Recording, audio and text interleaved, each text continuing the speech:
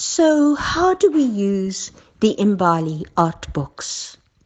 Well, of course, in numerous ways. But, for example, if you are an art teacher who feels that you have never had much opportunity or time perhaps to really look at artworks, to look hard and long and deeply, you might find it a little frightening to find yourself facilitating this very process with your learners. But there's no need to be intimidated. With these books, you'll find that it is an adventure that is not only completely doable, but is far more exciting than you probably ever imagined. And if, for you, looking at art seems to raise more questions than answers, you are already on the right track, because as you will see in these books, much of this is a process of asking questions and more questions. But you will find that the answers to many of those questions are found in yourselves and in your learners. Answers will come through your and their looking, thinking, and talking, and of course, making. In this series of books, you will discover that learning about looking is a little bit like learning a language. In this case, you are learning to see. Like any other skill, the more you do it, the better you are at it, and the more you are able to achieve doing it. In looking at art, the more images you look at, the more you see in them, the more they seem to reveal to you, and the more you understand and feel that they belong to you. In the series of books, you discover how meaning in artworks is constructed between the artist, the work itself, and you, the viewer.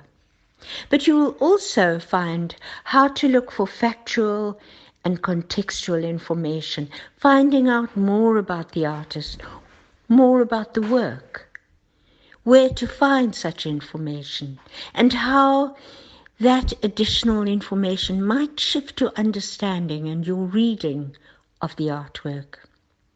Because we talk of reading images as a kind of literacy, a visual literacy.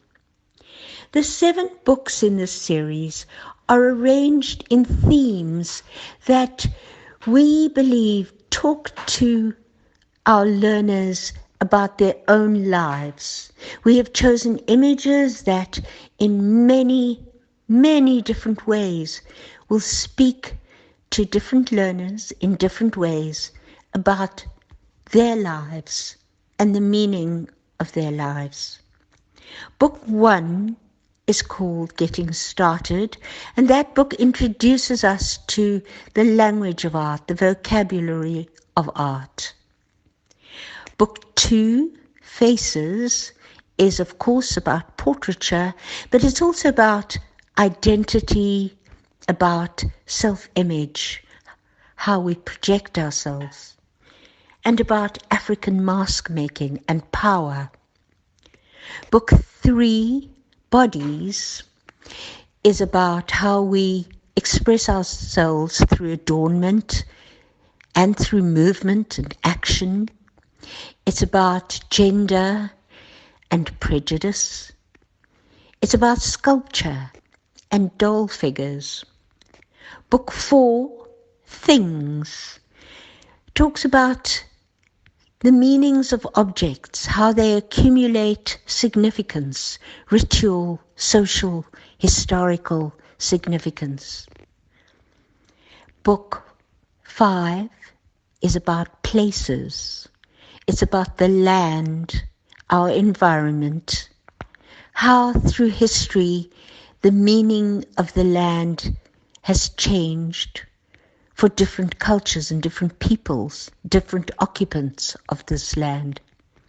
Book 6 is a book about conflict called War Zones. It deals with conflicts in our own history and within ourselves. And finally, book 7, Inner Worlds, is a book about the spiritual in art, but also about the dream world, about imagination, about surrealism. It's a book about the first art ever found in this country. We wish you an extraordinary adventure into art, into discovering what art means for you and your part in it.